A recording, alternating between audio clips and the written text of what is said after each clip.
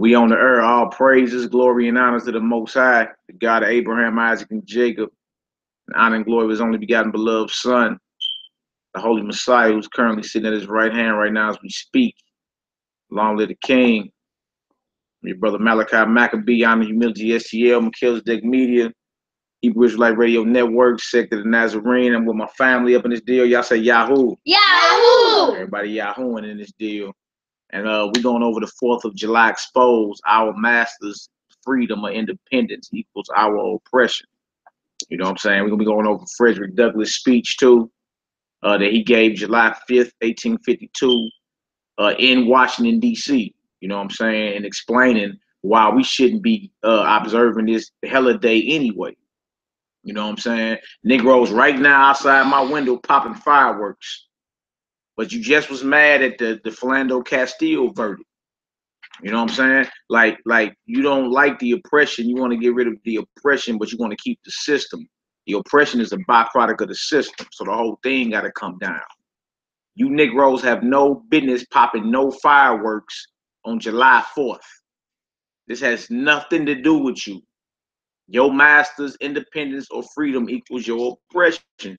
And when you're done talking, this heathen declared his independence. Declared it. Then had enough nuts to spill blood over it. You know what I'm saying? You ain't even went that far, man. You're not thinking like on a nation standpoint as a self-sustaining government. You ain't even thinking like that. You just glad because Master let you off work so you can eat your pork and pop your fireworks. But as for me and my house, we gonna serve the Most High. Love. Grab Ecclesiastes 7 and 7 for me. I was gonna do Proverbs, but Ecclesiastes is right after that Proverbs you in, right there. Next book. 7 and 7. Ecclesiastes 7 and 7. No Negro or no victim of the transatlantic slave trade, the Spanish Inquisition, the Arabian slave trade that kicked off 800 years before that, you know what I'm saying, has no business even observing this heathen's Independence Day. Period. It's high treason. If we the Israelites and we a nation of people, you know what I'm saying, that are chosen, set apart and above all nations, this is treason for any, especially for any conscious Israelite. You know better. Some of you Negroes is part-time.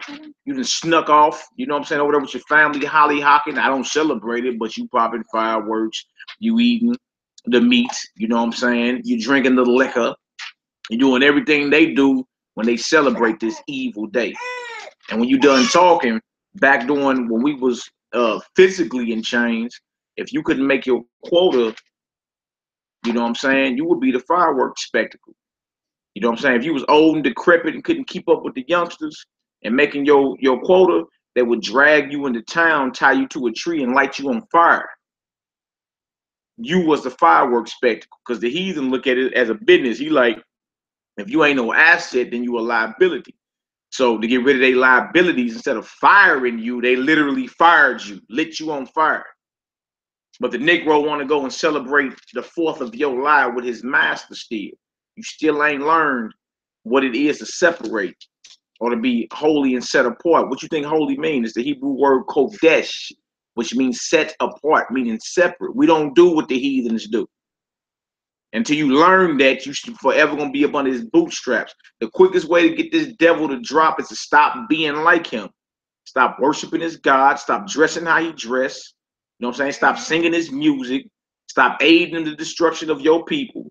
You understand? Come back to the Most High as a king or a queen of the Most High. Raise your family in these commandments and watch your enemies fall. You tired of them gunning us down in the streets? Philando Castile broke Freddie Gray's back. Gunned down Mike Brown. Tamir Rice was just playing with a BB gun outside and got killed by the police. You feel me? They just cut a brother head off in Jackson, Mississippi, threw his head up on the porch. They just found in Jackson, Mississippi, an ex-Klansman. They dug up his old estate. Man, he got dozens of Hebrew slave tortured skeletons up under his crib, man. See, you Negroes want to play around and say it's just for the kids. No, we raise our children in the truth, man. Let them know the truth concerning these heathens. You understand? And if you had nuts in the spine of your ancestors, you would do the same thing.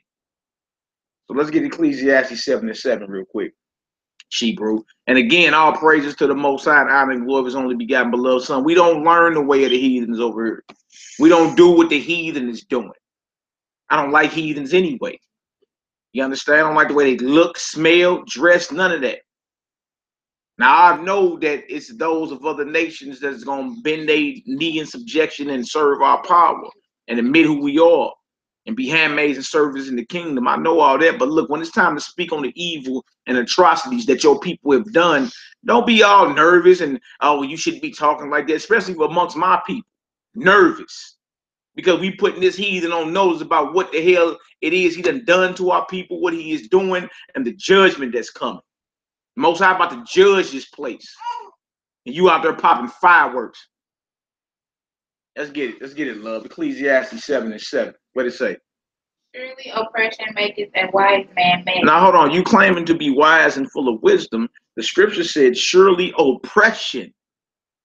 Like we're oppressed. Surely oppression maketh a wise man mad. You supposed to be mad and angry at the condition of our people, man. Not happy. Not jubilant. Diddly do, neighbors. Hey. You ain't supposed to be like that. You supposed to be angry when you see your people gunned down in these streets. You supposed to be angry when you see a bro head cut off in Jackson, Mississippi. You supposed to be angry when a mother of 3 get gunned down by the police in our own apartment and she the one that called the police. You supposed to be angry at that, man. You supposed to even be more angry when you see the sexual deviance, the sexual degradation of our people. Our men running around here switching, hanging their wrists. Our women believing they men. The hell you happy in a condition like this, man?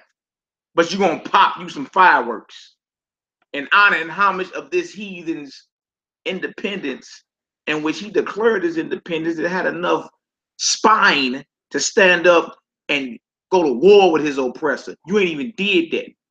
And we ain't even advocating that because our Redeemer on the way. I'm saying the nerve of you to even pop a firework.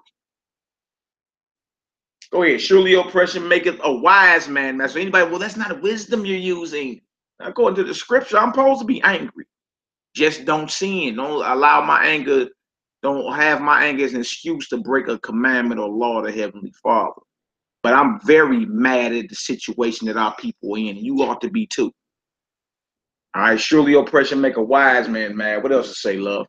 And a gift destroyeth the heart. Yeah, gift destroyeth the heart. In other words, they'll give you Negroes government jobs, allow you to pay taxes, allow you to pay a car note, mortgage, and what you getting robbed on that too. Now all of a sudden your heart or your mind is destroyed. Most of our people ain't even standing up for the cause of our people anymore, man. It's not even happening. It's not even happening. Our people not even standing up, and it's out blatant disrespect. And then you mad at the younger generation, but it's you old Negroes that failed us. You know what I'm saying? You wonder why the younger generation all jacked up. Well, that means the generation before them dropped the ball in. You know what I'm saying? And to finally brothers and sisters start standing up in these last days and saying, look, man, the hell with all that, man. We don't want nothing to do with you devils. You know what I'm saying? We're going to serve our God. We're going to serve our power. You know what I'm saying? If it take every fiber of our being, we're going to raise our children in the commandments of the Most High. We're going to instruct our wives in the commandments and scripts of the Most High. We're going to serve our Father. And that way he can bring judgment, because in our obedience, he will fight our enemies. And that's what we need. Let's get Proverbs 3 real quick. Proverbs 3, 31 and 32. I'm going to read some of this speech from Frederick Douglass too. And for y'all that don't know, it's on YouTube. You can type in Frederick Douglass speech, July 5th, 1852, or what does the 4th of July mean to the Negro? Type it in. You can read it for yourself. I advise you to save it, study it, go back over it. I'm going to be doing different sections of it. You know what I'm saying? But it's a very powerful speech. You know what I'm saying? And our people need to know this. Our children that's in school need to understand what it is, man. Like this was doing slavery. He had enough spine. He had enough spinal heart. You know what I'm saying? Enough strength in his spine to stand up and say, you know what? I'm going to tell y'all flat out that this is evil. Why am I even here speaking? I need Proverbs 3, 31 and 32. That's where y'all should be. Y'all should be there. Proverbs 3, 31 and 32. Envy thou not the oppressor, and choose none of his ways. The scriptures say, envy thou not your oppressor, and choose none of his ways. It don't say half of his ways, some of his ways. You know what I'm saying? It say don't choose none of his ways. Don't envy your oppressor. Don't be jealous over what he got and what he got going on. Choose none of his ways. Come on, love. For the forward is abomination to the Lord, but his secret is with the righteous. So the forward are those that envy their oppressor and are choosing the ways of their oppressor. Surely oppression maketh the wise man mad. You see what it says? So it said, don't envy your oppressor, don't choose none of his ways, for the forward is an abomination to the Most High. The forward are people that envy their oppressor and are choosing the ways of their oppressor. That makes us abominable, disgusting to our Father, and which we shouldn't be doing. All right, let's grab, I need Matthew 15 real quick. Matthew 15. Matthew 15. Start around verse 7. Matthew 15, start around verse 7. I'm going to get into some of this speech. Matthew 15. Y'all try to, y'all best bet is to go to the table of contents. Y'all short leggers. You know what I'm saying? We're not going to be able to stop and find every script for y'all. Go to the table of contents, look for the book of Matthew. Matthew is the first book of the New Testament. Yeah, Matthew 15, verse 7. The table of contents is always in the beginning. It's always in the beginning. If you don't know where it's at, all you got to do is go to the table of books of the Bible. Find Matthew. This is the page it's on. Matthew is the first book of what's called the New Testament. You're going to chapter 15. All right. And then we mess around in the evening watching Birth of a Nation. You know what I'm saying? That's 14. So 15. Chapter 15. Yeah. 7 through 9. Matthew 15, 7 through 9. Right there. Time out for all the funnies. You need to let your family know what the truth is, man. You know what I'm saying? This place is coming down for the atrocities and evil that is done. Hey, but keep that down. Just follow along. Matthew 15, 7 through 9.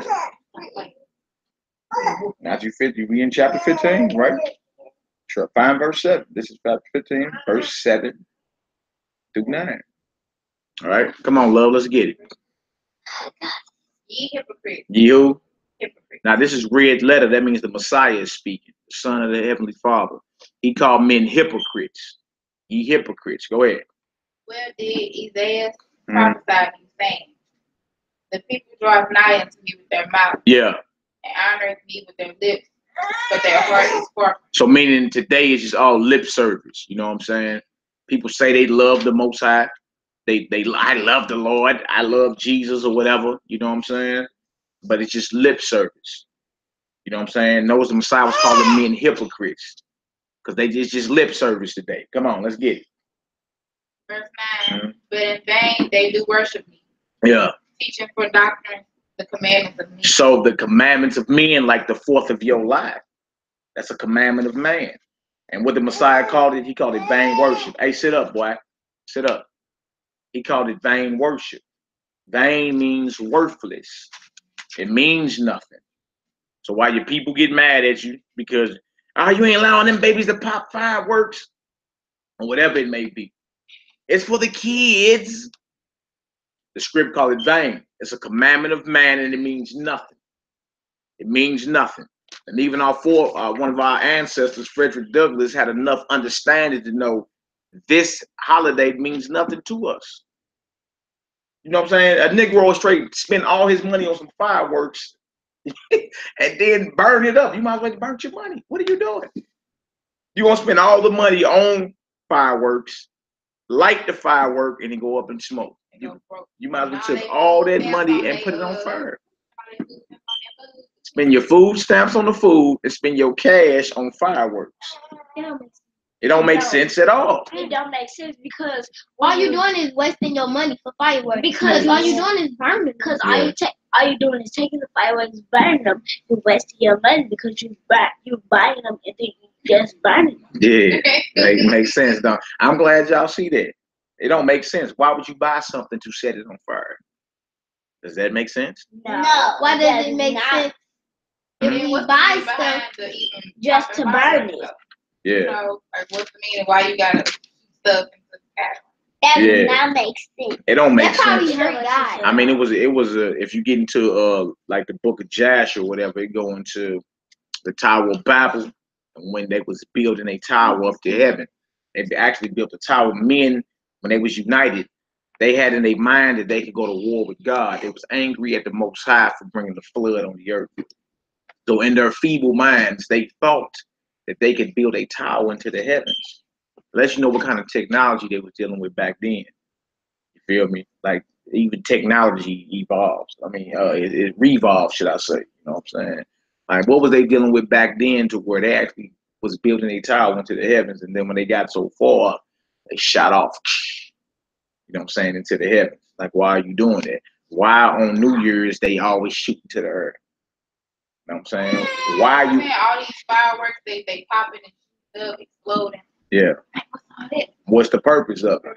You know what I'm saying? And that's a good question. They really don't get that they could be on fire from setting fireworks because some people don't know how to work fireworks. Yourself, and they're gonna burn. Yourself could be on fire. Yeah. Like that's why we don't play with fireworks. Yeah.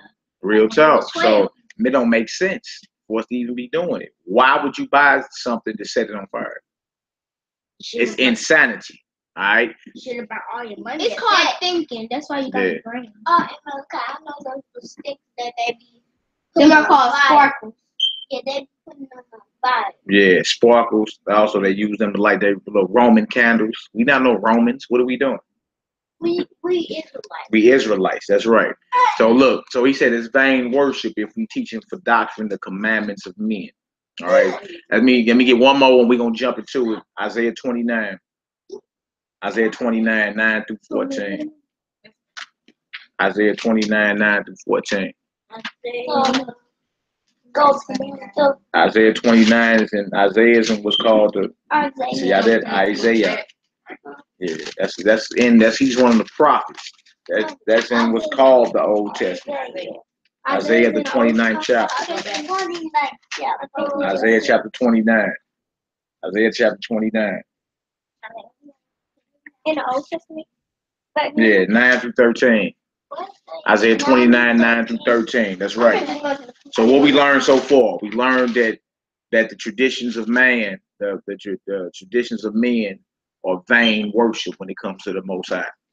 Vain means worthless. Worthless means you're wasting your time. You're doing it for nothing.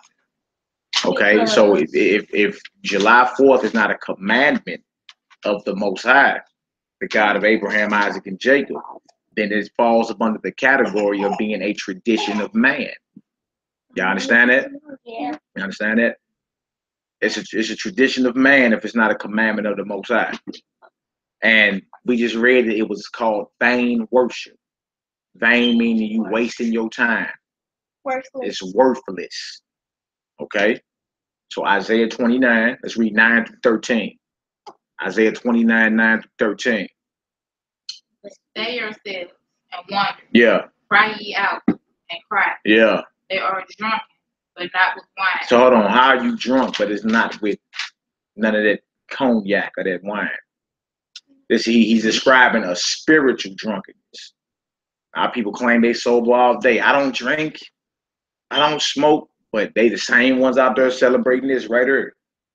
So that prophet Isaiah, through the spirit of the Most High, was prophesying about the condition of our people. They drunk, but it's not from drinking wine.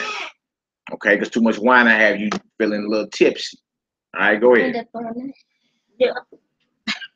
Go ahead. They stagger, but not with strong drink. They staggering like they feeling good, drunk, but it's not from drinking no hard liquor. Talking about this, our people are spiritually drunk out here. When you see this going on, when you see Merry Christmas, when you see Happy Halloween, Happy Thanksgiving, Valentine's Day, New Year's, all these holidays, Mother's Day, Father's Day, all of them have nothing to do with the God of the Bible. None of them. And these holidays not even for black people, they for white people. Because they the one that celebrate. We was up there. We was slaves when they did that stuff, so we just kept working while they was having their fun. There you go. So it has nothing to do with us. Make sense? All right, come on. For the Lord hath poured out upon you the spirit of deep sleep. Yeah. And hath closed your eyes. Yeah. The prophets and your rulers, the seers hath he covered. So all the spiritual men that you go to for answers, like your preachers and all them, they justifying all this because the Most High have closed the eyes of the so-called elders and leaders. Why? Because our forefathers turned their back on him. So in these last days, he done raised up certain people to stand up and preach his truth. You know what I'm saying? What you had to say? The only white people do it. What you say? It started with the black people, though, right? It started with dark skin. People. It started with dark skinned people, Babylonians, Nimrod, and them before the white man even got it. Yeah, white people ain't. They not the author of it. You just know your modern day oppressor is the so-called white man. But it was dark-skinned nations that had us oppressed back in the Bible times, like the Egyptians. They was dark-skinned people just like us. You know what I'm saying? But they was a different nation than us. So all black people are not the same people. That's so important. we're not black. We're not brown. No, like brown? that's just your color. You're an Israelite. You're not an Egyptian. You're not an Ethiopian. All those are dark-skinned folks. You're not an East Indian. You're not an Arab. You know what I'm saying? That's those. People that own a store around the corner. Yeah. Store. Ishmael. They Muslims. You know what I'm saying? The light skin, we call them sand niggas sometimes. Arabs. You feel me? So we not none of them. We are dark skinned, brown skinned people. But our nation, we are the Israelites. That's it. The world is divided into nations, not color. All right. Majority of people on the planet got color in their skin. But as a nation, you are descended from Abraham, Isaac, and Jacob, the forefathers in the Bible. You understand that? So it was wicked people, wicked dark nations that started all of this idolatry, like these Babylonians. You know what I'm saying? White man got it and just perfected it. And so did they even get a chance to celebrate them before we went to celebrate? Who did? Like the dark skinned people. Yeah, but they wasn't celebrating the 4th of July. The 4th of July got to do with this white man. They got all to do with this white man's independence from Great Britain. For Christmas, the dark nations, they were doing it back then. Nimrod and all them. But that's a whole nother. Is real and he's white. Yeah, he ain't real. But look, that's a whole nother topic. Let's stay on topic. All right, this 4th of July got to do everything with this so-called heathen earth that's still ruling over you. All right, come on, well, let's read. Verse 11. Yeah. And the vision of all is to come unto you as the words of a book that is sealed. Yeah. Which men deliver to one that is learned, saying, read this, I pray thee. Mm-hmm. He said, I cannot, for it is sealed. Mm-hmm. So meaning the preachers and all them, the book has been sealed. Everybody is not equipped or even qualified to teach the Bible. It's just what it is. You know what I'm saying? The book has been sealed and only revealed to a chosen few. All right, let's read. And the book is delivered to him that is not learned, saying, read this, I pray thee. He said, I am not learned. Mm-hmm. Wherefore the Lord said, for as much as this people draw near me with their mouth and with their lips, do honor me, but have removed their heart far from me. She's just lip service. Come on. And their fear toward me is taught by the precept of men. The fear of the Most High today is taught by the precept or the traditions of men. They talk to not. Yeah. I'm saying, like, everything that's taught about the Lord or taught about the God of the Bible is taught through the traditions of men. That's it. There is no commandments being taught. There ain't no stories going, people breaking off, none of that. Everything you hear is in sound bites. Everything you hear is in sound bites. Your whole faith is based off sound bites you hearing other folks say. All right. I'm going to start this off right here. This Frederick Douglass speech. Y'all listen up. All right. And this is what he gave on the White House steps in Washington, D.C., July the 5th, the day after July 4th, 1852, while we were still in physical bondage to this heathen. All right. Right now, it's more of a mental and spiritual bondage because you're still serving his gods and everything. All right. Right here. It said, this is what he said. The papers and placards say that I am to deliver a 4th of July oration.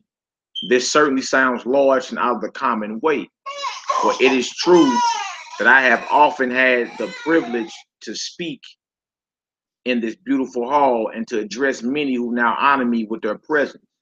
But neither their familiar faces nor the perfect gauge I think I have for Corinthian Hall seems to free me from embarrassment. We're just saying, look, I'm supposed to be here to speak about the 4th of July. You know what I'm saying? And that's what I'm heard. You know, he started off buttering them up, letting them know what it is. Then he started running down the history on them and how they even got to the celebration of July 4th. All right.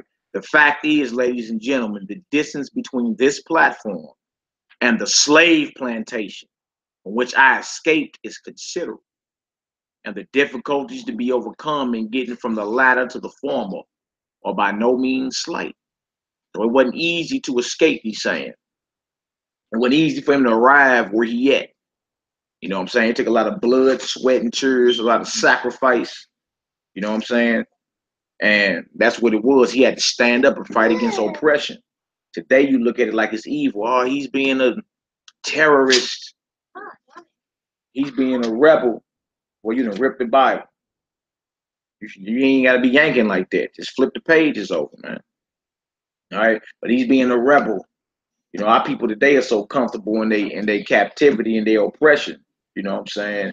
That any thought of fighting back scares them. Any thought of anybody that's revolutionary talk. Master Charlie is good. Come on over here. Come on over and sit down. Master Charlie is good white folk. As soon as you start reminding this devil what he done did to your people, our people be the ones that want to stand up and tell you to hush. Because we've been whipped into submission. We done got our rear ends kicked up past our shoulder blades, being hurt. You know what I'm saying? And our only redemption is coming back to the God of the Bible, period. That's why it's important for y'all to know the commandments of the Most High. You understand? Know them and do them. Okay? It's very important. That's the quickest way we can get this heathen off our back. By stop doing what he do and start doing what thus saith the Most High. All right? But trip off this. He say, that I am here today is to me a matter of astonishment, as well as of gratitude. You would not therefore be surprised if in what I have to say, I evince no elaborate. This, for the purpose of this celebration, is the 4th of July. It is the birthday of your national independence. He talking to a whole crowd of white folks. Y'all listening? Yeah. He talking to a whole crowd of white folks. He's saying this. He said, for the purpose of this celebration is the 4th of July. It is the birthday of your national independence and of your political freedom. So he ain't talking like this my Independence Day too. This my political freedom too. He talking to a whole crowd of white folk or heathens, letting them know this is y'all holiday. This is y'all national independence. This is y'all political freedom. Today, you got our people saying, we all the same people. Go out and vote. But Frederick Douglass knew better. He was like, look, this got everything to do with y'all and not us. That's why we shouldn't be out there popping no fireworks. All right? Trip off this. He said right here, he say, this is to you what the Passover, y'all know what the Passover is, right? And say, this is to you is what the Passover was to the emancipated people of God. So we had history of the Bible. Trip off this. It carries your minds back to the day and to the act of your great deliverance and to the signs and to the wonders associated with the act and that day. This celebration also marks the beginning of another year of your national life and reminds you that the Republic of America is now 76 years old. So this was in 1852. America got its independence when? What they tell y'all in school? July 4th what? What was the year? Y'all remember? July 4th what? 1776. That's when they got their independence. Okay? This is 76 years later in 1852. that Frederick Douglass is giving this speech in D.C. and he letting it be known to the heathens there. This got everything to do with y'all and not me. Y'all and not us. See? Today, yeah, he's very right. Today, the Negro believes it's got to do with him, but it doesn't.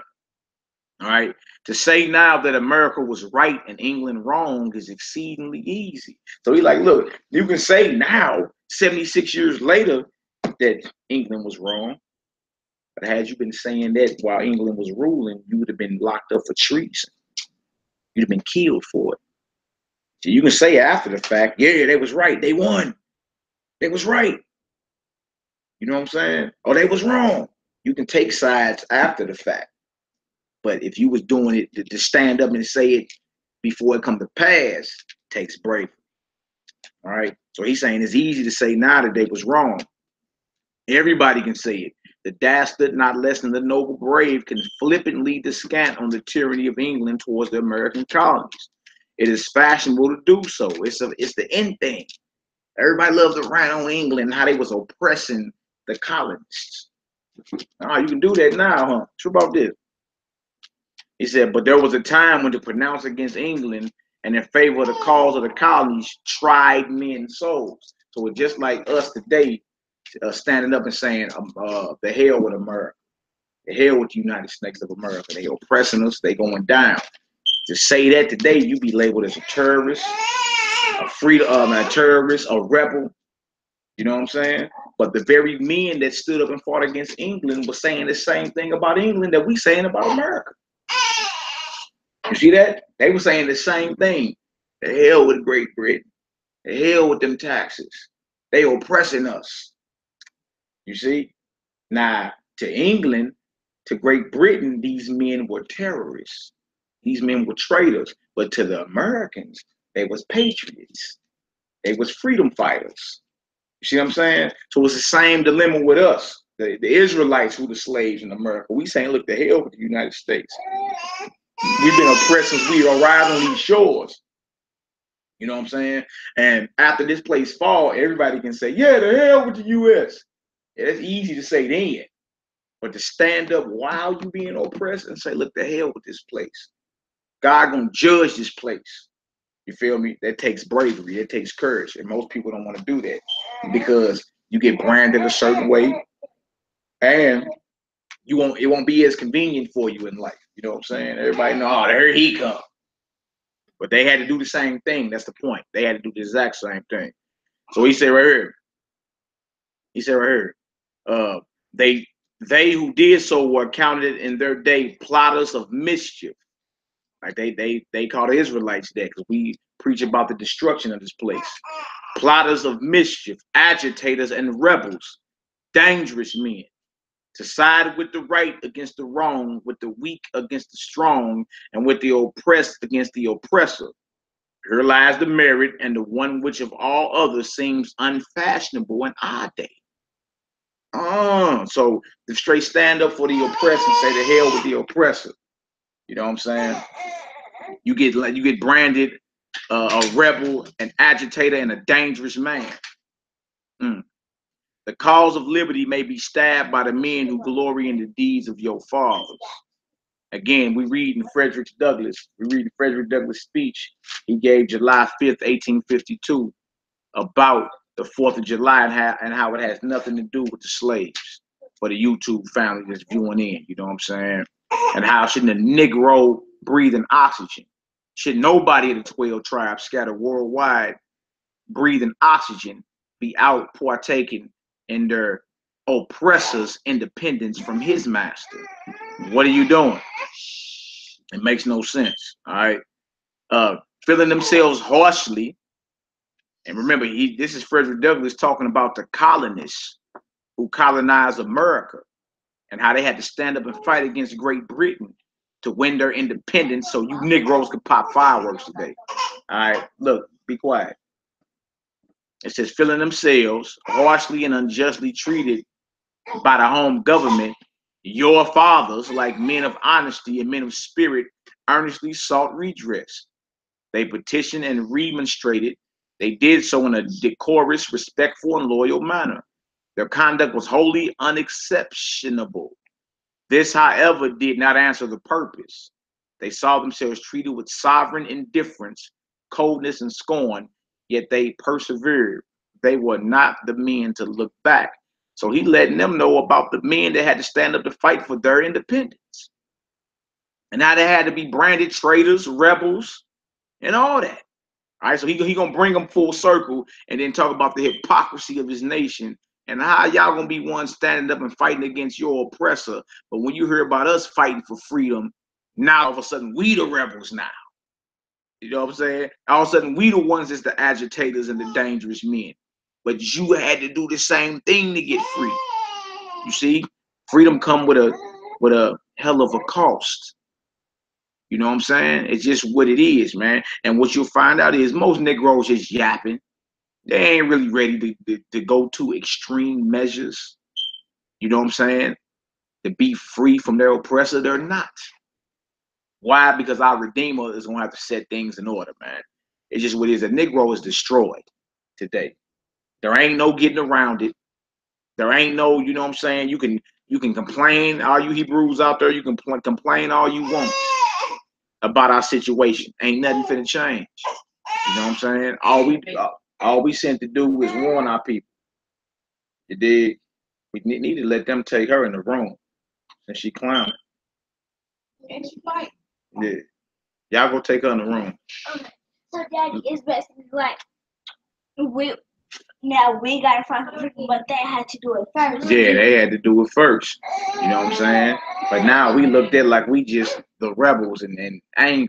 You know what I'm saying? But our fight for freedom is us getting out here and teaching our people the commandments of the Most High. All our people got to do is stop doing what our enemies are doing and start acting like who the Most High commanded us to act like. Going up in there and our enemies will fall. Close that door. Close that door. That little baby clown. Nah, you sit here. Y'all little jokers be all right. Sit on up, man. Sit on up. Get off your knees. It is what it is. Y'all stand y'all post, man. All right. The madness of this course, we believe, is admitted now, even by England, but we fear the lesson is wholly lost on our present ruler. You feel me? So, and even after it was over, said and done, England had to admit that their oppressive regime was wrong. But you can't tell the so-called white man in America he wrong. It's like a bomb exploded. You know what I'm saying? It's like a nuclear bomb then dropped or something.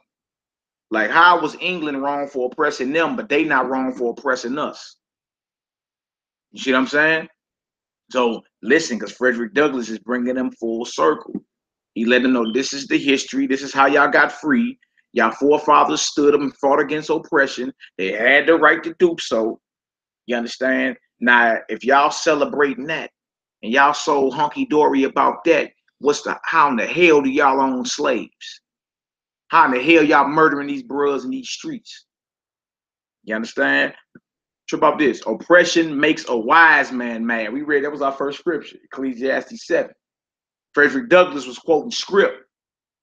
Oppression makes a wise man mad. Your fathers were wise men. And if they did not go mad, they became restive under this treatment. So if they didn't speak out against what was wrong, then they would have got complacent and been cool with the oppression. You know what I'm saying? Which would have been foolish. See? Oppression makes a wise man mad. So naturally, you're going to start speaking out on the oppression that's plaguing your people. And if you don't speak up on it, if you don't say nothing, guess what's going to happen to you? You're going to get complacent. And you're going to forever be under the boots of your enemy. You understand? And that's just what it is, man. We supposed to be out here preaching the commandments of the Most High and faith of his son, preaching about the coming kingdom.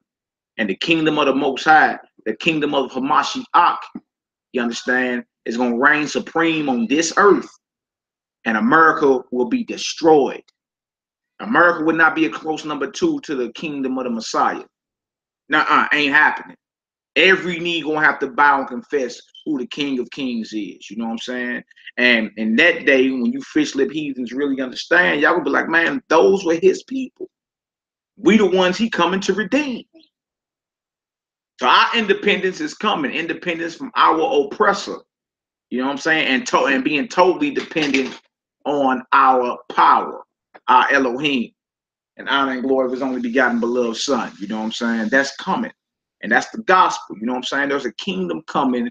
And the kingdom that's coming ain't going to be second fiddle to America, Russia, Iran, Syria. None of them. All of them going down. And all of them going to have to come pay tribute in the kingdom. You know what I'm saying? Or they going to die. That's just what it is. So when you hear the brother say, we got next, that's the truth, man. The kingdom that's coming is not a democracy. It's not a republic. It's a righteous dictatorship. You know what I'm saying? And you either going to get down or you're going to lay down. That's the truth. All right? That's what it is. So look, let's finish some of this. Also, grab 1 Peter 4 for me. Love, grab 1 Peter 4. So trip off this. It says right there, it says, nobody said, oppression makes a wise man mad. That's Ecclesiastes 7:7. All right? It said, and then Frederick Douglass said, your fathers were wise men, and if they did not go mad, they became restive under this treatment. They felt themselves the victims of grievous wrongs. And just like what's happening to our people since we arrived here on these shores.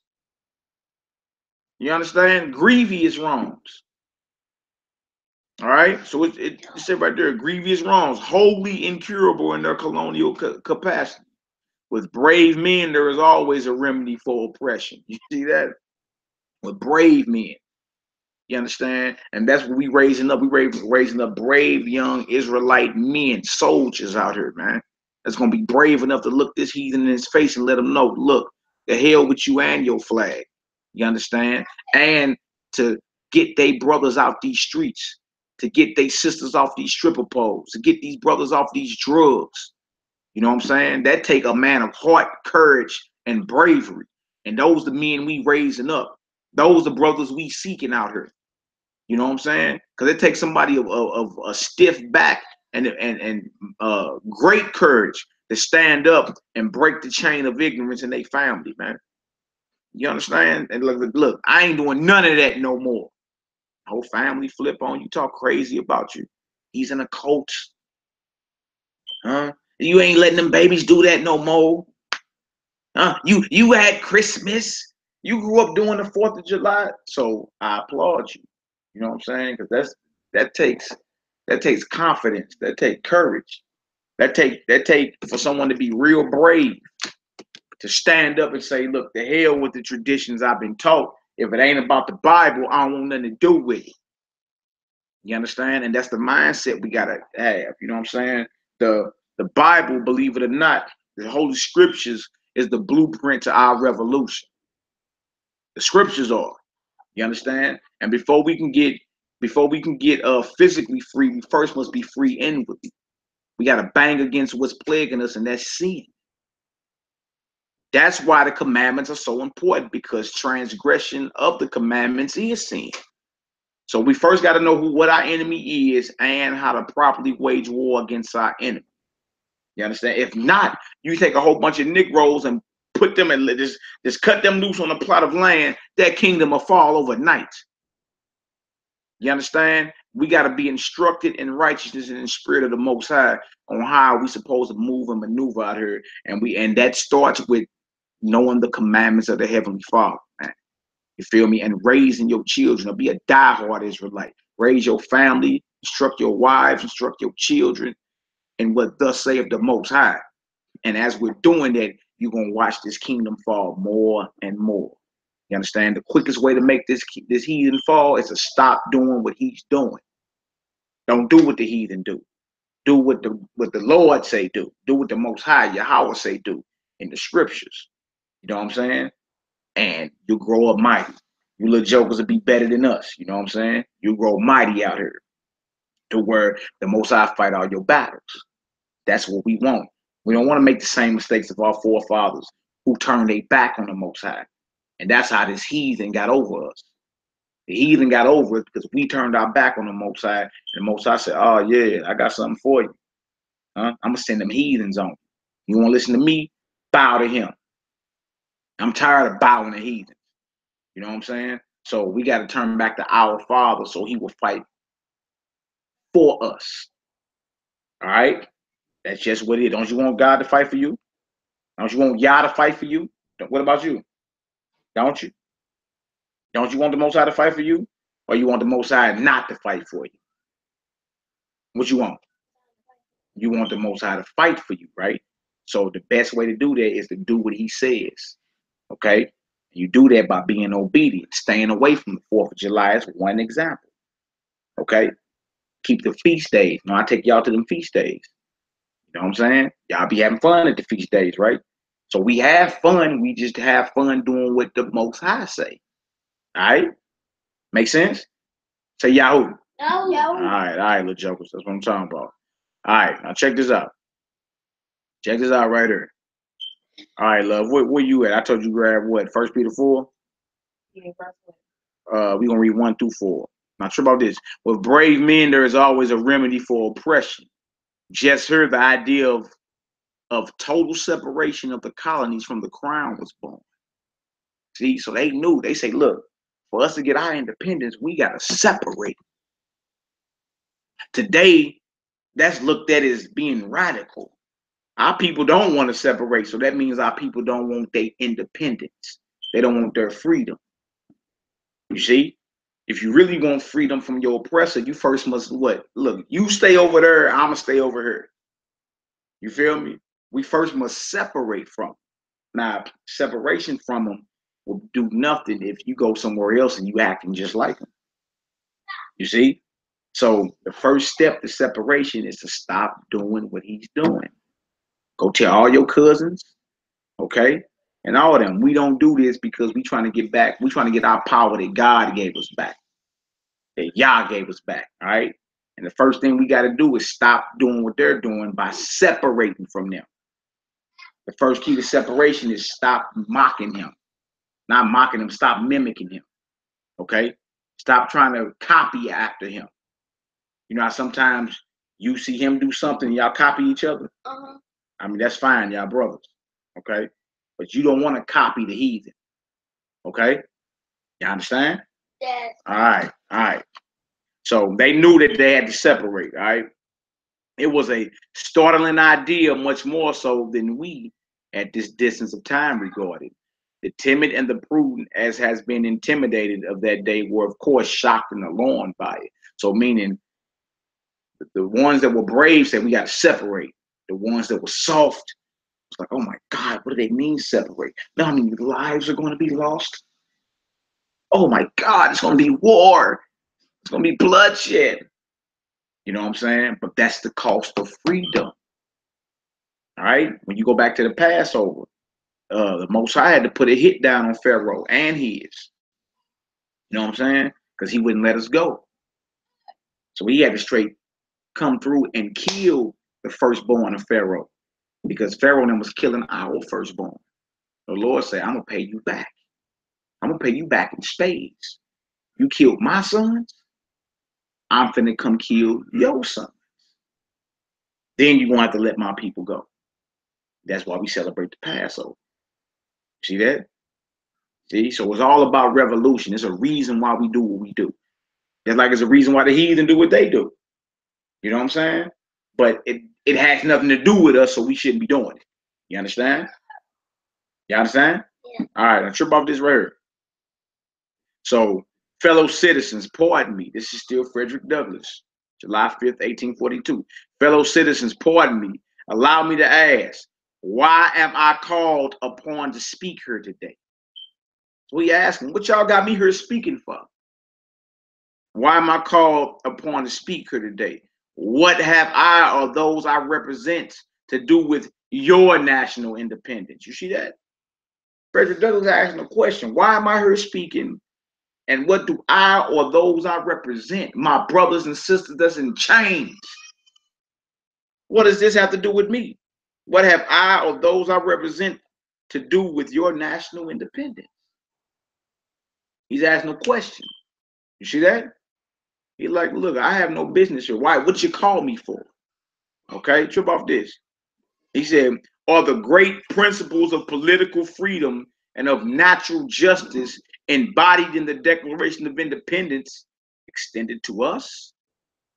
And am I therefore called upon to bring our humble offering to the national altar and to confess the benefits and express devout gratitude for the blessings resulting from your independence to us? You ask him, like, what do you got to do with us? Nothing. Read that for me, love. 1 Peter 4. 1 through 4. 1 through 4, yeah. For as much then as Christ has suffered for us in the flesh, Yeah. arm yourselves likewise with the same mind. So Peter, the right-hand man, or Kepha, the right-hand man to the Messiah, said, as much as the Messiah have suffered for us in the flesh, arm yourselves with the same mind.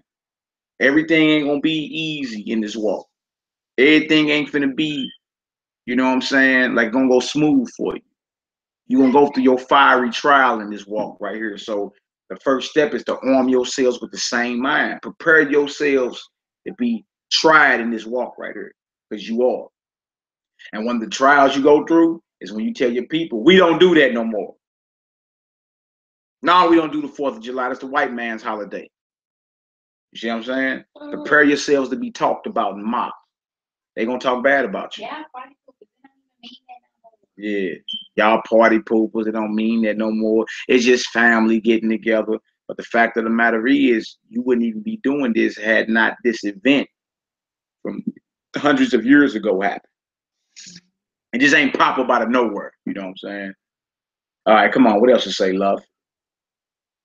For he that hath suffered in the flesh hath ceased from sin, Yeah, come on. that he no longer should live the rest of his time in the flesh to the lust of men, Yeah. but to the will of God. You see that? So you don't live once you come into the truth, y'all Israelites, you know what I'm saying? You don't spend the rest of your life according to the lust of men or the will of men. You gonna do it because man doing it. No, you spend the rest of your time and serving the Most High according to the will of the Most High. Y'all understand? Yahoo? Yahoo. All right, come on. Verse 3. Yeah. For the time past of our life may suffice us to have wrought the will of the Gentiles. Our past life, we was working the will of heathens. Gentiles are heathens. Okay? You know them heathens you be seeing? Them heathens y'all be seeing? Those are Gentiles. All right? Now, Gentiles have their own God. They don't worship our God. They got their own God, their own feast days, like this July 4th. Okay? This is a heathen's holiday. It's not a holy day. It's a heathen's holiday. So in your ignorance, like some of your cousins and all them, in their ignorance, this is what they're doing. But once your eyes have been opened, that's your past life. We don't do that. All right? Come on, love. Wrought the will of the Gentiles, right? Go ahead. Yep. When we walk in lasciviousness, lust, excess of wine, right, revealing, what's that? Banquetings, yeah. And abominable idolatry. Abominable idolatry. We read earlier what a forward is an abomination to the Most High. The forward are those that envy their oppressor and choose the ways of their oppressor. You become an abomination in the eyes of the Most High. So it says abominable idolatry. You see that? Because you've been serving his God too. You done fought in his military, went to the schools, raised his family. You feel me? And even served his God. And how do you get paid for it? You get killed for it. All right? Let's read. Let's read, love. Wherein they think it strange that ye were not with them to the same excess of riot, speaking evil. So you're going to be spoken evil of because you turn away, you know what I'm saying, from the ways of the world, and now you want to serve the Most High. And notice Peter called it riot. You know what I'm saying? That's riotous behavior doing what these heathens are doing. Riotous. All right, grab Colossians chapter 2 for me too next. Colossians 2, 6 through 8. That's back there. You'll find it. Around Philippians and all that's new. That's what's called the New Testament. Colossians chapter 2, we're gonna read 6 through 8. Colossians chapter 2, 6 through 8. Now I'm gonna pick up some more of the speech. We reading for y'all that's just tuning in, the YouTube family. We're going over the evils of July 4th and how our oppressor's independence equals our oppression, and how, especially in any conscience, no Israelite, period, 12 tribes scattered abroad, period, should be even observing this night. We're going to Colossians 2:6-8. You know what I'm saying? But especially you conscious Hebrews, man. You dig? Where your heart at? This is treason. The hell you celebrating your oppressor's independence from his oppressor, but you still oppressed. Exactly. It don't make no sense, man. And for you Hebrews is looking for loopholes. Oh, well, technically. Look, man, you're not finna get off with the Most High on no technicality, man. You know good and well this ain't got nothing to do with us. What are you doing? Technically, it ain't a pagan day. I done heard Negroes try to justify it. Negroes are disgusting, man. All right, let's get this right. Colossians 2:6-8. This is a tradition of man that's worthless. That has nothing to do with the Almighty. It has everything to do with your oppressor. And as we read the rest of Frederick Douglass' speech, it's going to be quite obvious. All right, come on, let's get it. And he therefore received Christ Jesus the Lord. Yeah, Mashiach Yahushua, the Messiah, the Master. Come on. So walk ye in, rooted and built up in him, and established in the faith. Yeah, rooted and built up, right? Established in the faith. To get built up, you got to exercise. You know what I'm saying? Now, this is on the spiritual level it's talking about. All right, rooted, built up, and established in the faith of the belief. Come on, love. And ye have been taught. Yeah. Abounding therein with thanksgiving. Yeah. Beware lest any man spoil you through philosophy and vain deceit, after the tradition of man, after the rudiments of the world, and not after Christ. So it says beware. Beware unless you get robbed of your salvation. You get spoiled through the tradition of men. See that? Like this 4th of July. It makes you vain. It has nothing to do with the Most High. All right? And it has nothing to, the rudiments of the world, the traditions of man, have nothing to do with the doctrine of the Messiah. Nothing. Wasting our time. All right? Let me read some more of this speech right here. Read some more of this speech. All right? Again, we're reading Frederick Douglass' speech. You know what I'm saying? That he gave July 5th. That he gave July 5th, 1852. You know what I'm saying? And he was asked by these heathens to speak about July 4th, 1776. And he he went down there in DC in front of them heathens, gave them their whole history, and then dropped a bomb on them. You know what I'm saying? So I encourage y'all to go get that speech. You know what I'm saying? Download it, read it in its entirety. I'm only reading excerpts of it today. You know what I'm saying? But he dropped a bomb on them, and based off the scriptures that he was providing, he understood who we were as a people, who we are as a people. You know what I'm saying? Just like Nat Turner. All right? Think about this. But such is not the state of the case. I say it with a sad sense of the disparity between us. I am not included within the pale of this glorious anniversary. See what he's saying? I'm not. This has nothing to do with me. I'm not included in this glorious anniversary. Your high independence only reveals the immeasurable distance between us. The blessings in which you this day rejoice are not enjoyed in common. I mean, everybody ain't enjoying this day. The rich inheritance of justice, liberty, prosperity, and independence bequeathed by your fathers is shared by you, not by me. Oof. The sunlight that brought life and healing to you has brought stripes and death to me. This 4th of July is yours, not mine. So, but you Negroes, that they are celebrating it. You see what I'm saying? That lets you know how far gone we are, man. This brother here had to fight against his slave master and escape the plantation.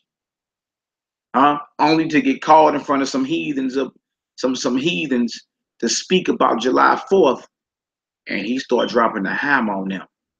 Like, look, this has everything to do with y'all, not us. Because y'all hypocrites, man. Hypocrites. All right? Let's get it.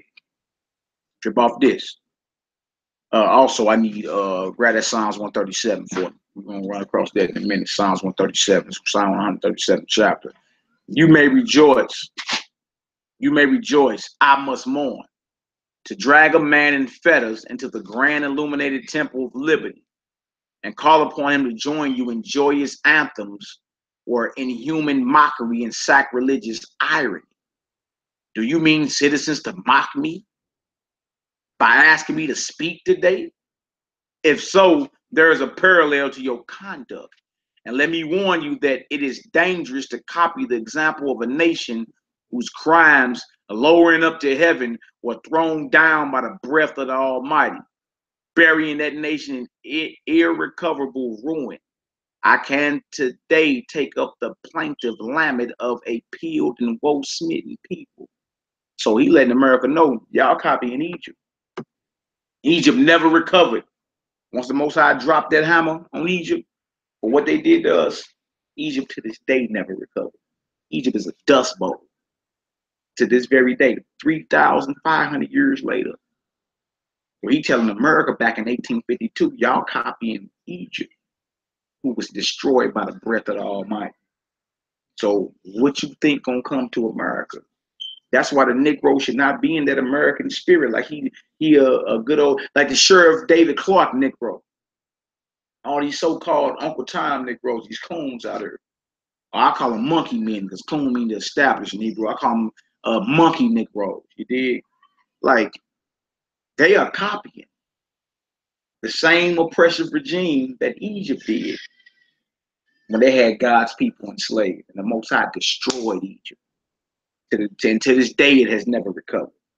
So what you think gonna happen to America and all the spots that got us, but even more? You know what I'm saying? They got to answer for their crimes against us. They must answer. And man, it ain't gonna be by our hands, it's gonna be by the hands of the Almighty. Just like when we left about Egypt. Just like when we left about Egypt. It wasn't by our hands. It was by the hands of the Almighty that we came up out of there, man. And when the Most High dropped Egypt, the whole world was like, whoa. See, that's when we was independent. That's what the Passover is about. Now, there's a greater Passover coming when we get redeemed from her. So great, we ain't gonna be bringing Egypt up no more. Beautiful. That's when we rejoice and sing as a people. You know what I'm saying? But you Negroes is out there doing that, man. Y'all sickening. And y'all know better. All right? Now trip off this right here. It says, this is what you're going to get next. Psalms 137, love. By the rivers of Babylon. Here go Frederick Douglass again quoting scripture. Huh? By the rivers of Babylon, there we sat down. Yea, we wept when we remembered Zion. We hanged our harps upon the willows in the midst thereof. For there they that carried us away captive required of us a song. Read that Psalms 137 for me, love. By the rivers of Babylon, there we sat down. Mm-hmm. Yeah, we wept when we remembered Zion. Yeah. We hanged our harps upon the willows in the midst thereof. For there they that carried us away captive required of us a song. Mm-hmm. And they that was get off your knees. And they that wasted us required of us mercy. So in other words, they was carrying us away captive. A lot of times to keep us from plotting on escaping, they made us sing. And made us sing joyous. You know what I'm saying? So they carrying us away captive, they gonna make you sing. This heathen did that here in America too. Showing you that the mystery Babylon spoken of in the scriptures, even though it's a worldwide network, its backbone is military structure and its financial structure comes right through New York City every Monday morning.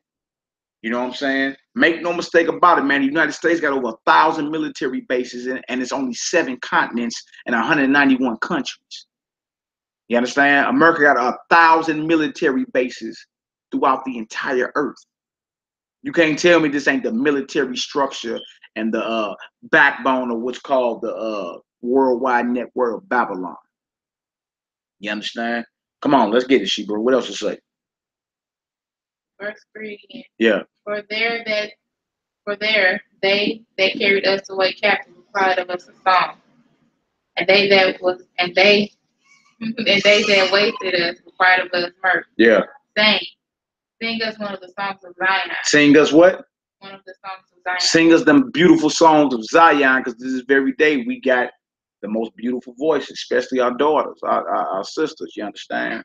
This is where all the Negro spirituals came from. Swing low, sweet chariot. Let my people go. Kumbaya. All these Negro spirituals came from when we was in physical chains. And those, all of them was biblical. All of them was biblical things. All right, come on, let's get it, love. How shall we sing the Lord's song in a strange land? How shall we sing the Lord, the Yahweh song in a strange land? You Negroes singing, happy. You understand? We in bondage around this deal. How are we going to sing Yahweh song in a strange land? Come on, love. If I forget thee, O Jerusalem, yeah, let my right hand forget her cunning. Let my right hand forget her skill. So if I forget that I'm an Israelite, if I forget Jerusalem, the Most High's chief joy, let my right hand forget her cunning, meaning my skill. And that's what has happened here, man. Our people don't even consider that we are the people of the book today. They don't even consider it. We still thinking that we good old Americans and that we the same people as these heathens that's been hunting us since we arrived here. All right, let's read, love. If I do not remember thee, let my tongue cleave to the roof of my mouth. Wow, come on. If I prefer not Jerusalem above my chief joy. Yeah. Remember, O Lord, the children of Edom and the day of Jerusalem. Yeah. Who said, what's that, race? Race it, yeah. Race it, even to the bounds. No, she said right there. Remember them Edomites. Them Edomites is who you know as white folk today. Our recent and most current oppressor are Edomites. You understand? When the Babylonians, them were Edomites that sacked us. When Babylon first sacked Jerusalem back in 606 BC. Those weren't Edomites. Those were Babylonians. All right? Now, Jerusalem fell again under the Romans in 70 AD. Those were Edomites. And these are the descendants of those Edomites. All right? Thomas Jefferson, George Washington, you heard about them in school? Heard about these heathens as presidents? Ben Franklin, he wasn't no president, but he owned that $100 bill. Andrew Jackson, you heard about these heathens? These heathens are Edomites. All right, so David's saying, don't forget what these Edomites did in the day that Jerusalem was sacked, Heavenly Father. Go ahead, love.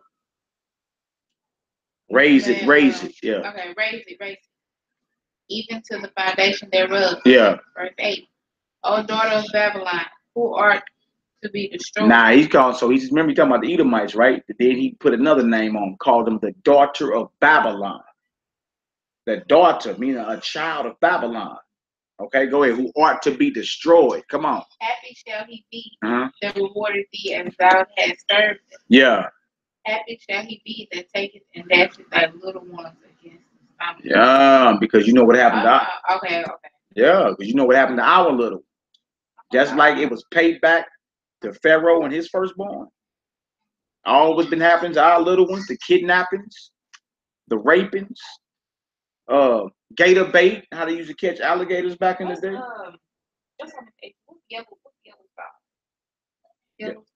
What the part? I have to look it up. Yeah, but look, all the atrocities that have happened to our children. You know what I'm saying? From ancient Egypt to Jerusalem during the time of the Messiah, all the way up into where we at today. You understand? The Most High ain't forgot none of it. So payback must come. It's only natural and it's only right. Because if they hit our firstborns, the Most High say, you touch mine, you touch the apple of my eye. So then they got to get hit for it. Why? Because it's still a law, an eye for an eye too. Close that door. Close that door. Okay, that's what it was.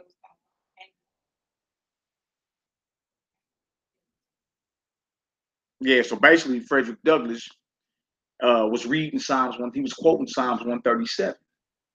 And in Psalms 137 is about the payback to our slave masters for harming us, for overstepping their boundaries.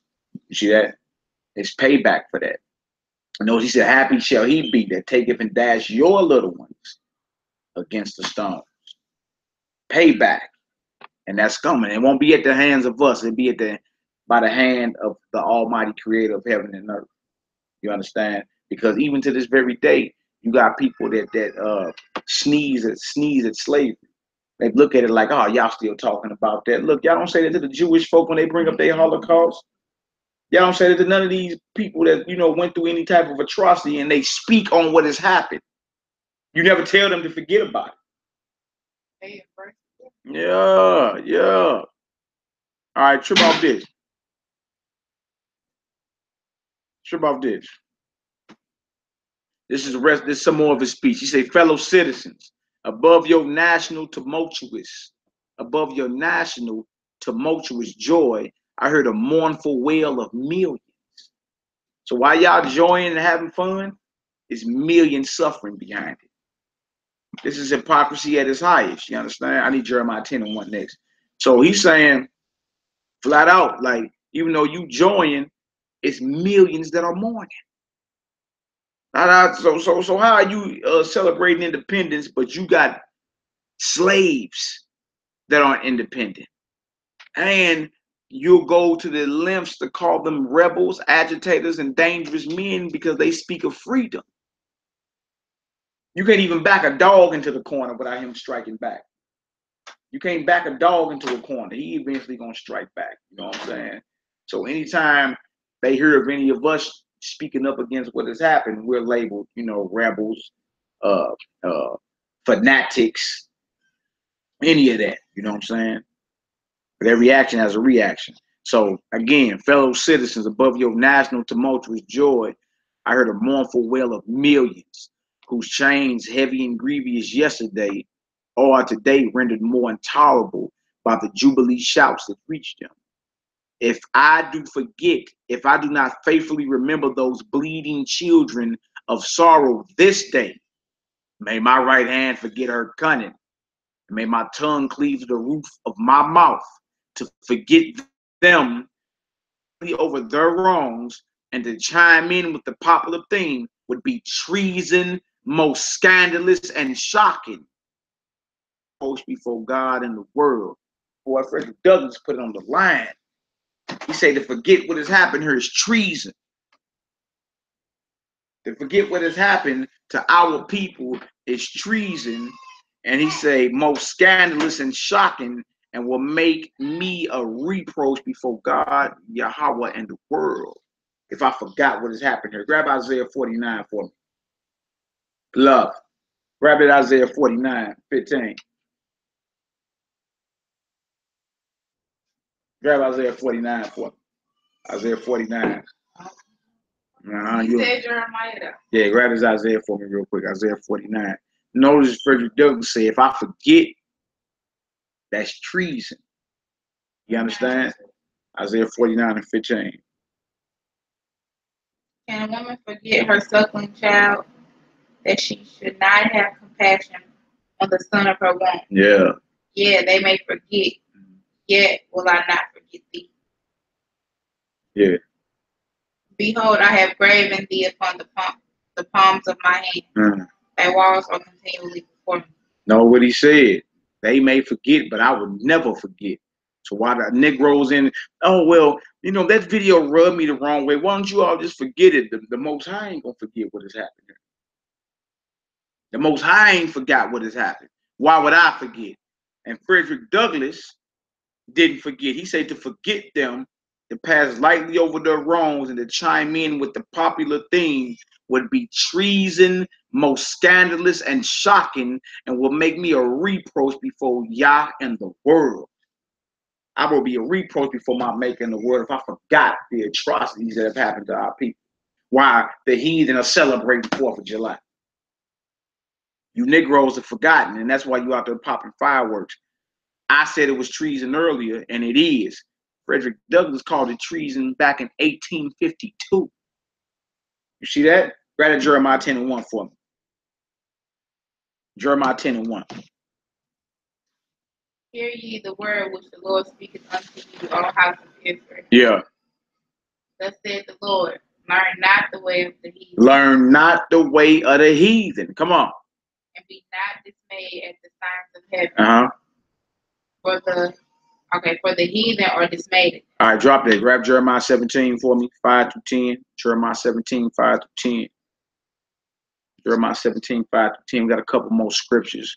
Just want to let the family know, worldwide family know, that our enemies, independence and freedom equals our oppression. You still up on his bootstraps.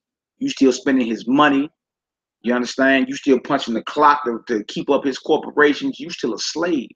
You still got a birth certificate. You still got a social security card. You still a slave when you done talking. All right? Come on, love. What it say? Thus saith the Lord. Yeah. Cursed be the man that trusteth in man. No, the script say, cursed be the man that trusteth in man. Our people are trusting on our oppressors. Cursed be the man that trusteth in man. Come on. And make his flesh his arm. Yeah.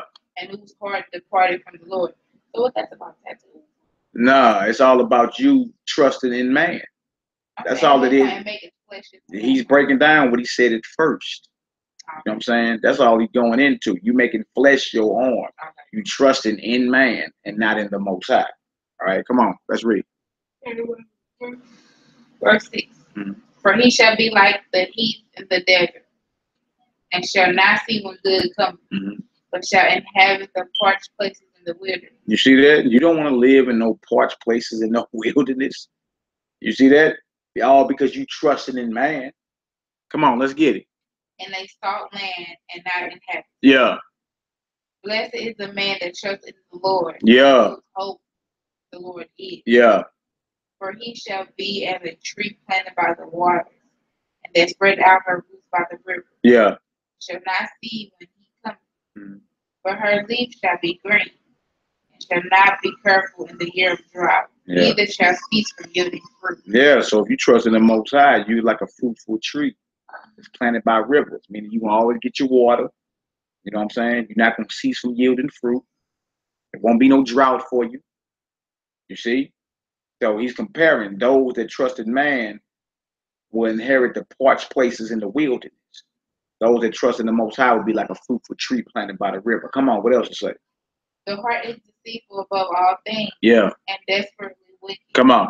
Who can know? The heart is deceitful above all things and desperately. The Lord knows my heart. That's what everybody say today. But the scripture say the heart is deceitful above everything you know and desperately wicked. Who can know it? Come on, what else to say? I, the Lord, search the heart. Yeah. I try the rein. Yeah.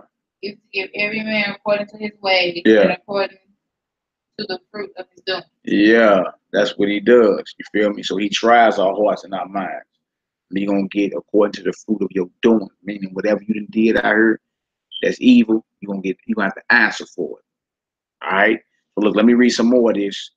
Let me read some more of this right here. That was Jeremiah 17, right? Let me grab Jeremiah 16, 10 through 18 next. My subject then, this is back to Frederick Douglass' speech he gave July 5th, 1852, speaking about what is July 4th to the Negro or to the slave. All right? My subject then, fellow citizens, is American slavery.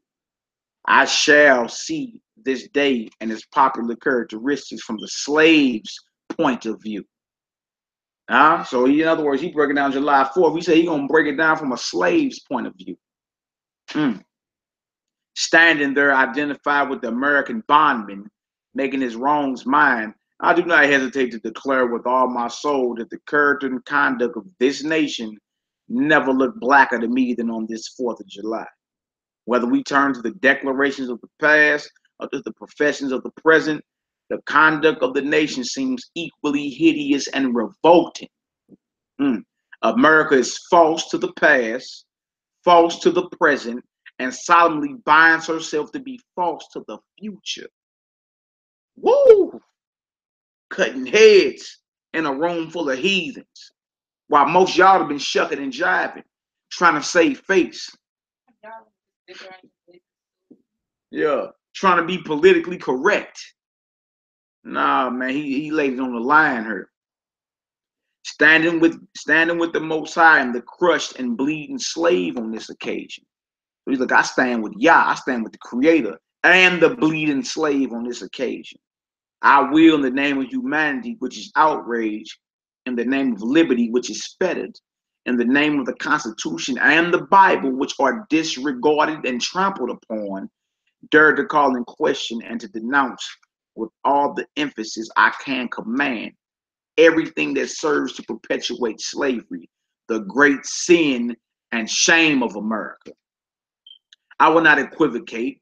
I will not excuse. I will not use the severest language I can command. I will use the severest language I can command, and yet not one word shall escape me that any man whose judgment is not blinded by prejudice, or who is not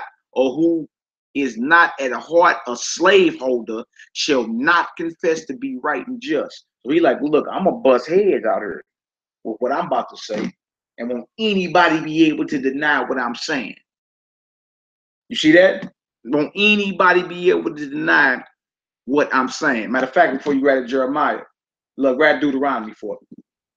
Deuteronomy 28. Deuteronomy 28, 64 through 68. Deuteronomy 28, 64 through 68. Grab that for me real quick. Yeah, 64 through 68, since we talking about slavery. Deuteronomy 28, 64 through 68. What's up with you, little joker? You good? Yeah, you all right, though. Stay on up. Stay on up. Y'all good? Yeah, sure. Yeah. Stay on up. Y'all good. Get her done. He want to talk about slavery, so let's get her done. And the Lord shall scatter thee among all people. Yeah. Hold on, my bad. Read 15 first for me. The verse 15, then jump down to 64. Now, this is Deuteronomy 28, the infamous Deuteronomy 28 that every Hebrew Israelite breathing oxygen on the planet was broke off when he came to the knowledge of who he was. You feel me? Because the Most High prophesied through the mouth of Moses about our coming condition, our slavery, you know what I'm saying? And our soon coming redemption. Our rise, fall, and soon coming redemption. But it all happened because we went against the Most High. All right. And then we got in the hands of these heathens, the worst of the heathen, and they overstepped their boundaries. So for that, they must pay. All right. Come on. What did it say? Deuteronomy 28. First, read that 15 first. Deuteronomy 28, verse 15. Read that verse 15 first. What did it say? But it shall come to pass, if thou wilt not hearken unto the voice of the Lord thy God, to observe, to do all his commandments and his statutes, which I command thee this day, that all these curses shall come upon thee and overtake thee. Notice what he said. He said, if you don't hearken to what the Most High say, these curses are coming. Jump down to verse 64. And the Lord shall scatter thee among all people. Yeah. From one end of the earth even unto the other. Because the Most High is going to scatter thee. The thee is us, the Israelites. This is Moses in the wilderness talking to Israel. From one end of the earth even unto the other. How do we get here? How do we get here? Where we at now? Was it voluntarily? We were scattered, right? Come on, let's get it. You in verse 64. Wake up. And there thou shalt serve other gods, which neither thou nor thy fathers have known. Yeah. Even wood and stone. So it's talking about we're going to be serving the gods of these places where we come. All right? Even wood and stone. You got your wooden cross. You got your cobblestone for Islam. And idols are made out of these. Idols are made out of wood and idols are made out of stone. Okay? So he's saying we're going to be scattered amongst all people from one end of the earth even unto the other for breaking the commandments of the Most High. All right? And there we're going to serve other gods, even wood and stone. Okay? False gods, false ideologies. Okay? Let's get it. What else to say, love? And among these nations shalt thou find no ease. No what? No ease. No ease. Come on. Neither shall the sole of thy foot have rest. Yeah. But the Lord shall give thee a trembling heart. A trembling heart. And failing of eyes. And sorrow of mind. Come on. And thy life shall hang in doubt before thee. And thou shalt fear day and night. And stand shalt up. have none Stand assurance up. of thy life. Both of y'all stand up. Stand up there by the door, ball your fist up. In the morning thou shalt say, would God it were even, right? And at even thou shalt say, would God it were morning, yeah. For the fear of thine heart wherewith thou shalt fear, and for the sight of thine eyes which thou shalt see. Yeah, so he basically letting it be known we're gonna be scattered, we're gonna be serving false gods, we ain't gonna have no ease where we at. Y'all heard about how we be getting gunned down in the streets? Have you heard about that? That's no ease. Our foot shall have no rest. That means we always gonna be on the move. You know how your mama always working, your mom always working. You know what I'm saying? I'm always working. Why? Because that's the scripture. We went against our God. We have no ease. The sole of our foot has no rest. You know what I'm saying? Come on, what else to say? And the Lord shall bring thee into Egypt again with ships. But this time we're going back into bondage, but this time with ships. If you look on the back of a dollar bill, you're going to see a pyramid. You ever notice that? They're going back of a $1 bill next time you get one. Okay? You're going to see a pyramid on the back of there. That's synonymous with Egypt. Okay? There's pyramids all over Egypt. But Moses was telling the Israelites, you going back into what you know as Egypt or slavery, but this time with ships. That's how we got here. We got here by slave ships. Y'all know that, right? Slave ships is what brought our people to America. Slave ships. So this is Deuteronomy 28:68.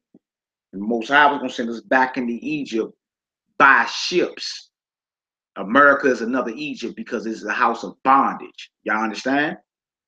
Okay? So y'all got homework. Y'all look at the back of a dollar bill, okay?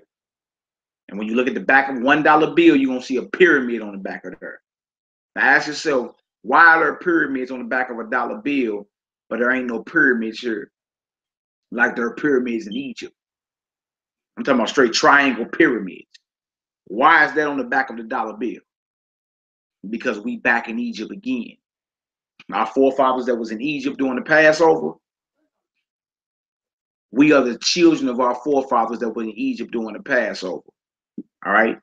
3,500 years later, we the Hebrew Israelites in this spiritual Egypt called America. Y'all understand? Huh? Okay, what else to say, love? What else to say? What else to say? By the way whereof I spake unto thee. Yeah. Thou shalt see it no more again. And there ye shall be sold unto your enemies. No. Just sold into your friends. No, say sold into your enemies. You know what I'm heathens y'all be talking about? Heathens?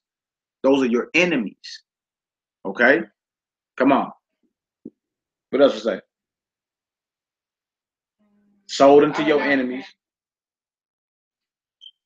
For bondmen and bondwomen. Right. And no man shall buy you. Buy you meaning redeem you. You won't be redeemed out of this condition. That's why all our leaders fail. Our only redemption is coming through the return of Mashiach Yahushua, who the world ignorantly calls Christ. You understand? The day of the Lord draweth near. And if you think it's spookism, NASA is weaponizing space as we speak. It ain't to shoot down no comets or none of that. All right? Ball your fist up, boy. Ball your fist up. Let them hang down. Ball your fist up. All right? Y'all stand y'all post over y'all. Y'all was falling asleep. Yeah, I know. You be all right. We got a couple more. Y'all be cool. All right, look, let me finish this speech off right here. But I want to let you know, Frederick Douglass' topic was about slavery. All right? And you can grab a couple more of these scripts for me, too, while you're there. Do Habakkuk. Look for Habakkuk for me. Habakkuk 2. Habakkuk 2. We're going to read 1 through 4 and 6 through 12. We got a couple more. We're going to get up out of here, all right? We almost done. All right? So, look, he say, I'm going to read it again. He said, I will use the severest language I can command, and yet not one word shall escape me, that any man whose judgment is not blinded by prejudice, or who is not at heart a slaveholder, shall confess to be right and just. But I fancy, and I hear someone of my audience say, it is just in this circumstance that you and your brother abolitionists fail to make a favorable impression on the public mind. Would you argue more and denounce less? Would you persuade more and rebuke less? Your cause would be much more likely to succeed. So they basically tell him to tone down his language. If you wasn't so radical, maybe more people will hear you. Trip off this. But I submit, where all is plain, there is nothing to be argued. What point in the anti-slavery creed would you have me argue? On what branch of the subject do the people of this country need light? Must I undertake to prove that the slave is a man? The point is conceded already. Nobody doubts it. Slaveholders themselves acknowledge it in the enactment of the laws for their government. They acknowledge it when they punish disobedience on the part of the slave. There are 72 crimes in the state of Virginia, which, if committed by a black man, no matter how ignorant he be, subject him to the punishment of death, while only 2 of the same crimes will subject a white man to the like punishment. What is this but the acknowledgement that the slave is a moral, intellectual, and responsible being? The manhood of the slave is conceded. It is admitted in the fact that Southern statute books are covered with enactments forbidding, under severe fines and penalties, the teaching of the slave to read or write. You see that? And as he keep going, y'all look and read the rest of that, you know what I'm saying, Frederick Douglass speech he gave July 5th, 1852. And you see that he laid it all on the line there, man. He said he's going to use a severe speech. There's 72 crimes enacted in Virginia. If committed by a black man, no matter how ignorant he be of the crime, subject him to death. While only two of those crimes subject a white man to death. So like just in the enactment of your laws prove that we're men responsible. You understand? So he was just dealing with hypocrisy at its highest when he was dealing with these fish lip heathens. All right. All right. All right, right here he says, what am I to argue that is wrong to make them brutes, to rob them of their liberty, to work them without wages, to keep them ignorant of their relations to their fellow men, to beat them with sticks, to flay their flesh with the lash? Like, what am I to argue? Oh, these are facts. Ain't no arguing. This is how they treat our people. All right. To flay their flesh with the lash, to load their limbs with irons, to hunt them with dogs, to sell them at auction, to sunder their families, to knock out their teeth. They used to knock our teeth out, chisel our teeth out. You see that? These are heathens. All right, trip off this. To burn their flesh, to starve them into obedience and submission to their masters.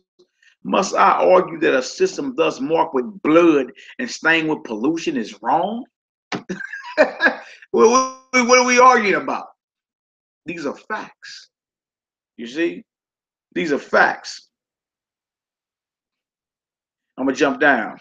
What to the American slave is your 4th of July? I answer, a day that reveals to him more than all other days in the year the gross injustice and cruelty to which he is the constant victim. This day is about you being a victim, not about you being a victor. You're a victim.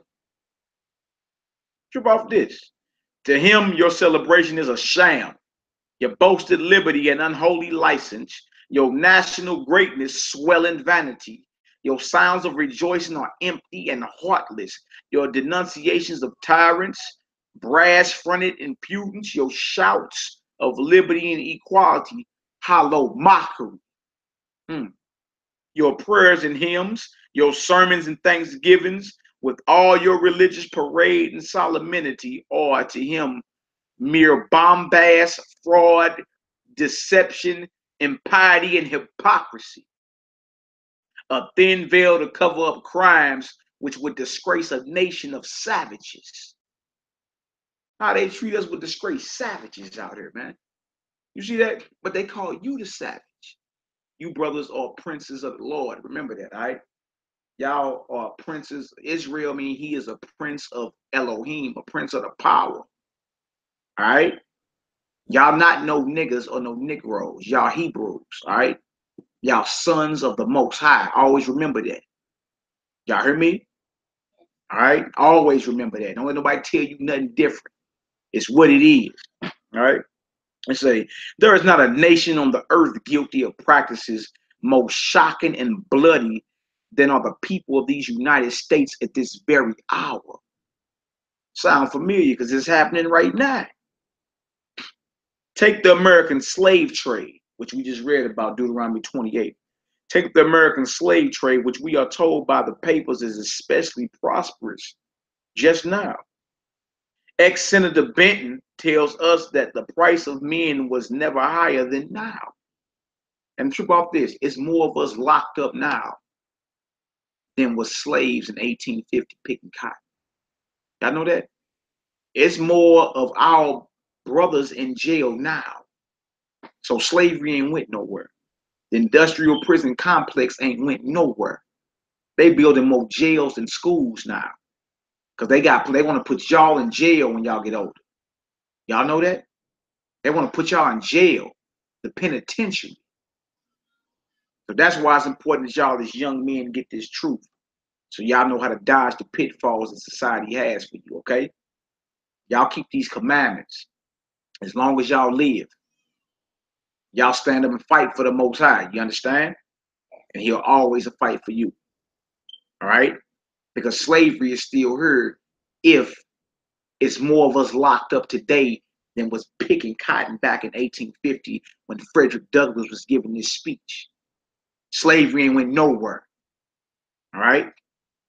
And you the majority of the people in the penitentiary. It's like we just read in Virginia.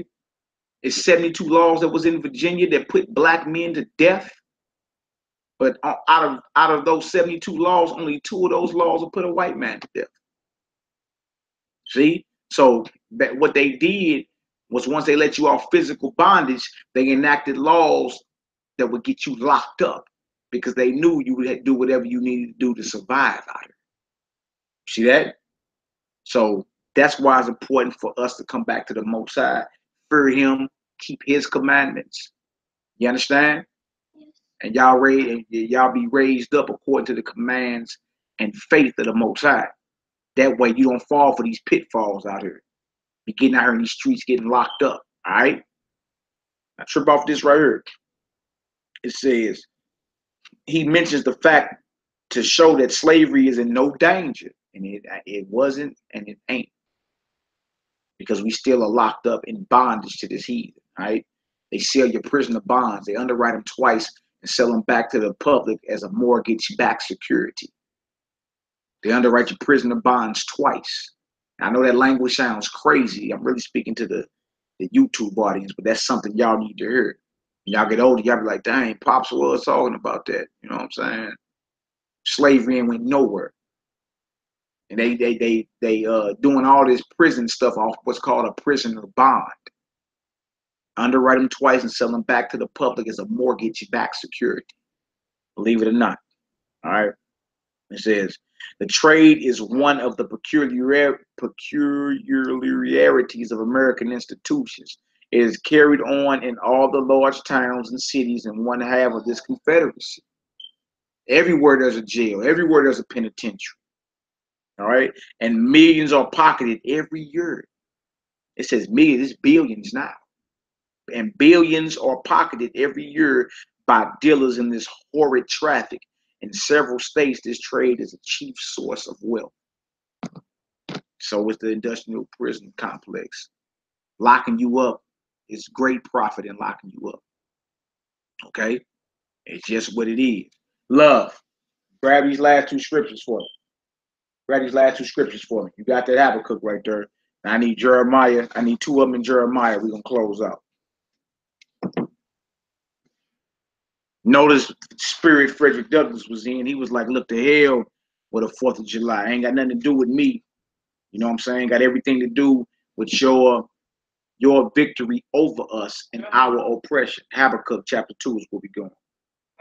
And we're going to end with Jeremiah 16 and then Jeremiah 23. We need Habakkuk chapter 2. We need 1 through 4, then we need 6 through 12. Habakkuk chapter 2, 1 through 4, 6 through 12, then we're going to close on out. You understand? Y'all little jokers, all right? Ball y'all fist up, man. We almost done. All right. Keep your fists out front so I can see. All right, go ahead, love. I will stand upon my watch and set me upon the tower. Yeah. And I will watch to see what he will say unto me. Uh-huh. And what shall I answer when I am reproved? Yeah. Yeah. And the Lord answered me and said, write the vision and make it plain upon tables. Yeah. That ye may run that read. For the vision is yet for an appointed time. Mm-hmm. But at the end it shall speak. At the end it shall speak. So this is about the end. Come on. And not lie. Uh-huh. Though it tarry, wait for it. Yeah. Because it will surely come. It will not tarry. It will not tarry. Jump down to verse 6. Shall not all these things take up a parable against him? Mm-hmm. And they toss in a proverb against him, which stick clay. Verse 7. Yeah, read 6 to 12. Shall they not rise up suddenly? That shall bite thee and wake. That shall vex thee. So he letting it be known, like if you like, especially with America, this oppressive regime, overnight, you know what I'm saying, they gonna feel what they've been dishing out all these years. You know what I'm saying? Shall not they rise up against you? It's coming. Go ahead. What else to say?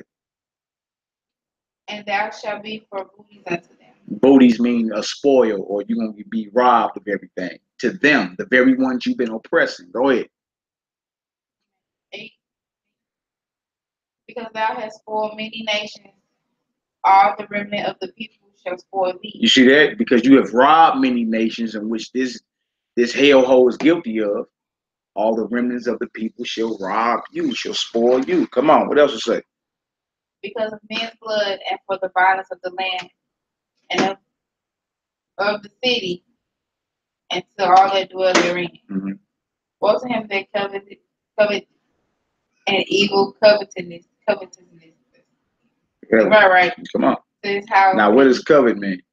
Somebody else. Yeah, a deep like being jealous. A deep desire to have something that's not yours. That's what this heathen did.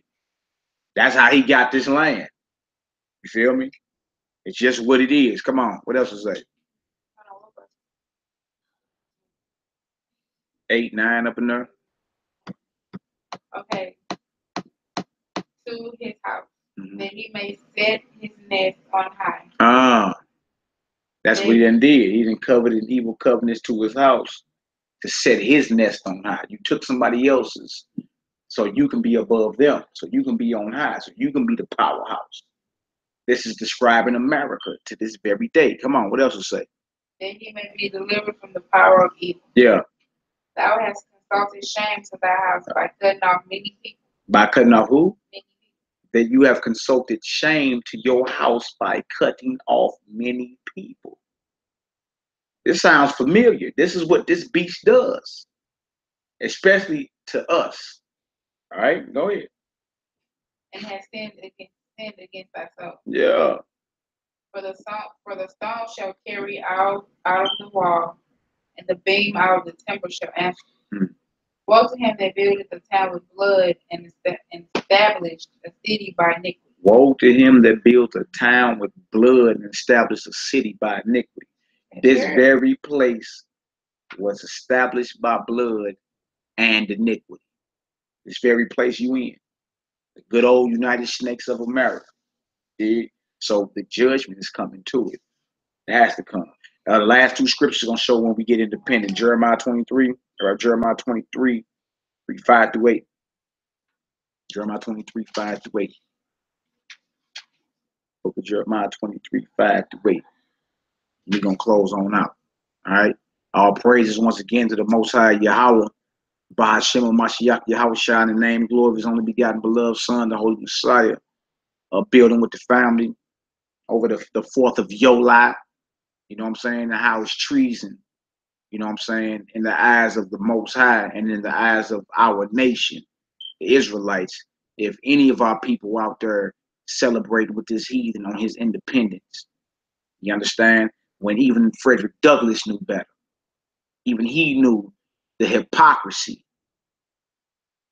in us partaking in something that has nothing to do with us. All right, let's finish this off right here. Jeremiah 23, 5-8. Behold, the days come, says the Lord, that I will raise unto David a righteous branch, and a king shall reign and prosper, yeah, and shall execute judgment and justice in the earth.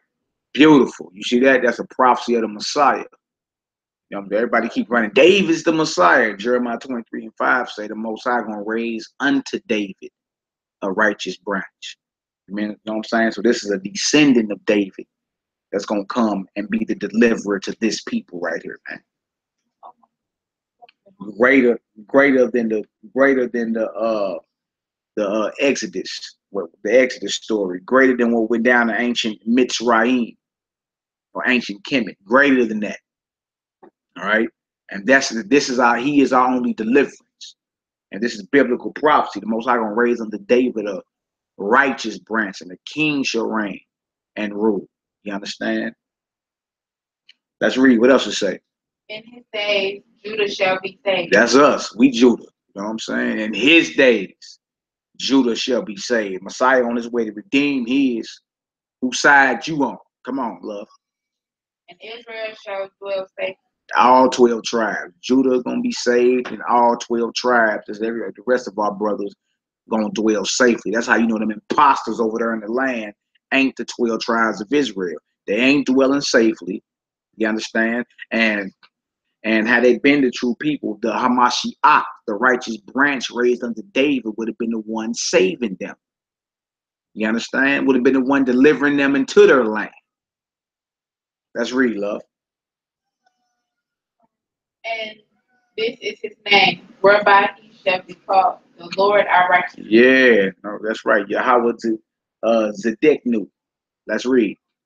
Therefore, behold, the days come, says the Lord, that they shall no more say, the Lord liveth, which brought up the children of Israel out of the land of Egypt. But the Lord liveth, which brought up and which led the seed of the house of Israel out of the north country. Hold on, the seed of the house of Israel, meaning the children of Israel, the descendants of those who were led up out of Egypt. You ain't gonna be talking about the Passover no more. You're gonna be talking about the redemption of the seed of Israel who were led up out the north country.